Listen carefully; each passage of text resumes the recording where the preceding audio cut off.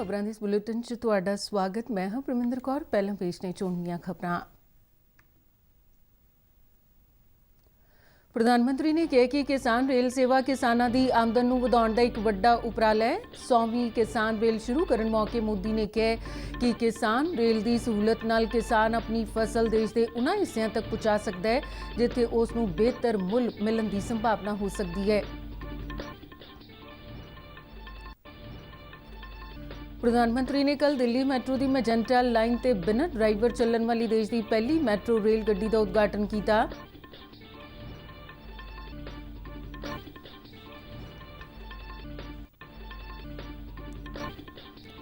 केंद्र सरकार ने वक्फ किसान जथेबंदियों नूं भलके गलबात लई सद्दा दिता।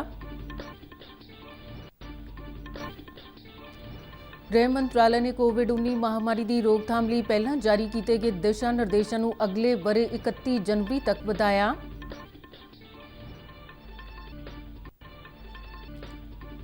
रेल मंत्री पीयूष गोयल ने रेल अधिकारियों को कहा कि वह आखिरी पड़ाव तक रेल संपर्क को यकीनी बनाने के काम में तेजी लियाउण।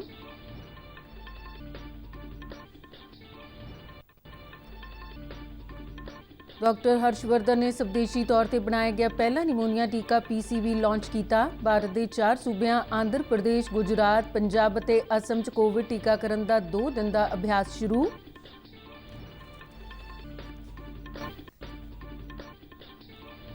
मुख्यमंत्री कैप्टन अमरिंदर सिंह ने सूबे च मोबाइल टावरों की भंन-तोड़ करने वालियां नूं दित्ती चेतावनी। कहा कि सरकारी और निजी संपत्तियां नूं नुकसान पहुंचाउण दीआं गतिविधियां बर्दाश्त नहीं कीतीआं जाणगीआं। ते हुण खबरां विस्तार नाल। प्रधानमंत्री नरेंद्र मोदी ने कल महाराष्ट्र के संगोला शहर तो पश्चिम बंगाल के शालीमार शहर तक जाने वाली 100वीं किसान रेल गड्डी नूं हरी झंडी देकर रवाना किया। प्रधानमंत्री ने इस मौके अपने संबोधन च कहा कि इस किसान रेल गड्डी नाल दोहां सूबਿਆਂ ਦੇ किसानां नूं लाभ होवेगा। प्रधानमंत्री ने आख्या कि किसान रेल सेवा किसानां दी आमदन नूं वधाउण दा इक यतन है ते इस नाल खेती नाल जुड़ी अर्थव्यवस्था च वड्डा बदलाव आवेगा।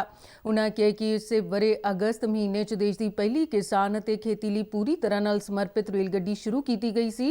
उन्हां कहा कि देश के हर हिस्से नूं खेती ते किसानां नूं किसान रेल नाल जोड़िया जा रहा है। कोरोना की चुनौती के बावजूद बीते 4 महीनों च किसान रेल का यह नेटवर्क अज 100 के आंकड़े तक पहुँच गया।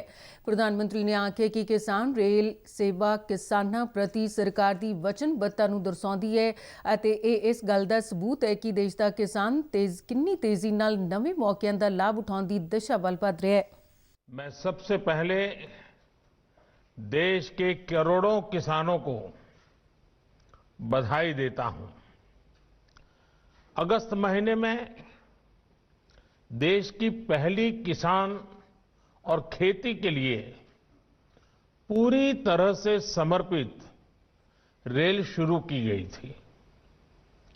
उत्तर, दक्षिण, पूर्व, पश्चिम देश के हर क्षेत्र की खेती को, किसानों को किसान रेल से कनेक्ट किया जा रहा है। कोरोना की चुनौती के बीच भी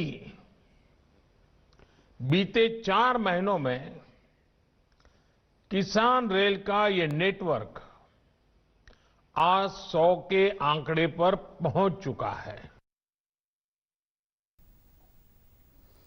प्रधानमंत्री ने कहा कि नवे खेती सुधारों तो बाद किसान रेल की सहूलत के रूप में किसानों को एक होर विकल्प मिले है। हुण साडा किसान अपनी पैदावार देश के उन्हां हिस्सिਆਂ तक पहुंचा सकते जिथे उसनूं बेहतर मुल मिल सकता है।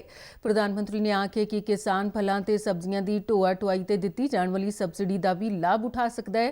मोदी ने कहा कि भारतीय खेती च नवीं तकनोलॉजी तेजी नाल शामिल हो रही है ते खेती उत्पादन के मुल च वाधे लई स्टोरेज ते फूड प्रोसैसिंग इंडस्ट्री नाल जुड़ियां बुनियादी सहूलतां नूं सरकार तरजीह दे रही है।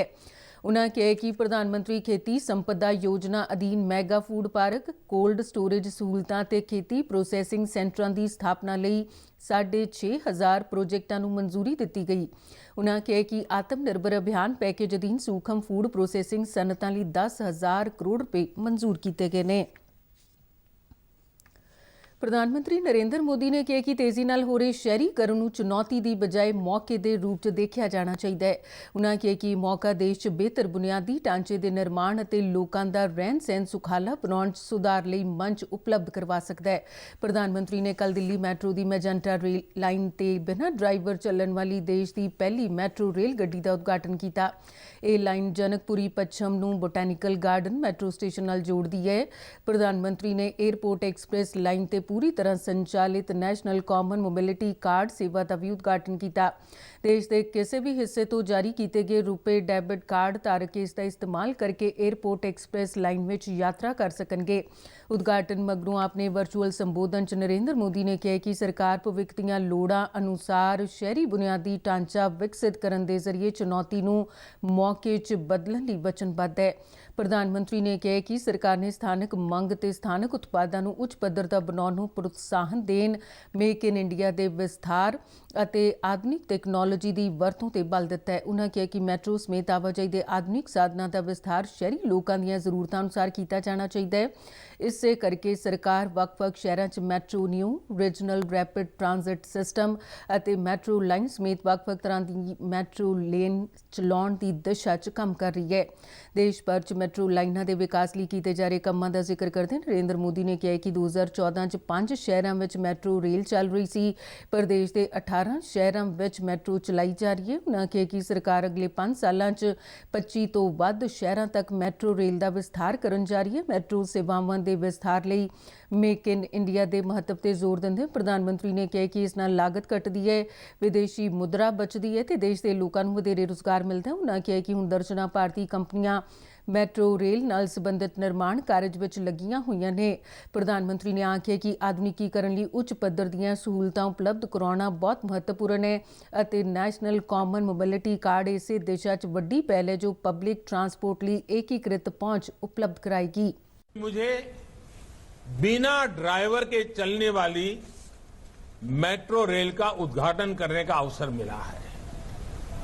आज इस उपलब्धि के साथ ही हमारा देश दुनिया के उन चुनिंदा देशों में शामिल हो गया है जहां इस तरह की सुविधा है।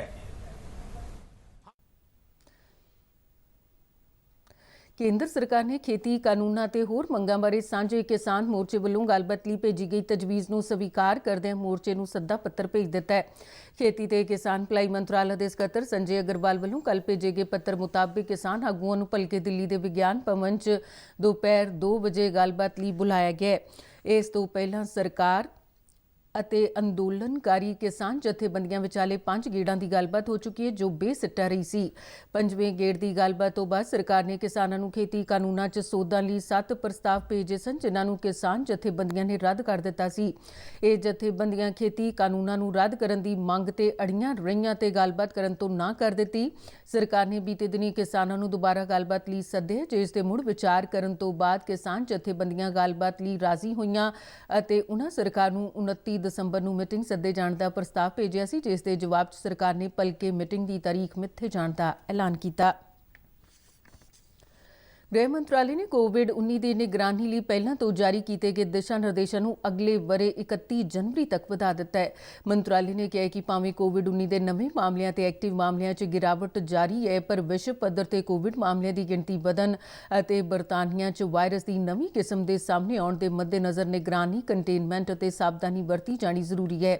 ਮੰਤਰਾਲੇ ਨੇ ਆਖਿਆ ਕਿ ਕੰਟੇਨਮੈਂਟ ਜ਼ੋਨਾਂ ਦੀ ਪੂਰੀ ਸਾਵਧਾਨੀ ਨਾਲ ਨਿਸ਼ਾਨਦੇਹੀ ਕੀਤੀ ਜਾਣੀ ਚਾਹੀਦੀ ਹੈ ਤੇ ਇਹ ਕੰਮ ਨਿਰਧਾਰਿਤ ਕੰਟੇਨਮੈਂਟ ਉਪਰਾਲਿਆਂ ਤੇ ਅਮਲ ਕਰਦਿਆਂ ਕੀਤਾ ਜਾਣਾ ਚਾਹੀਦਾ ਹੈ।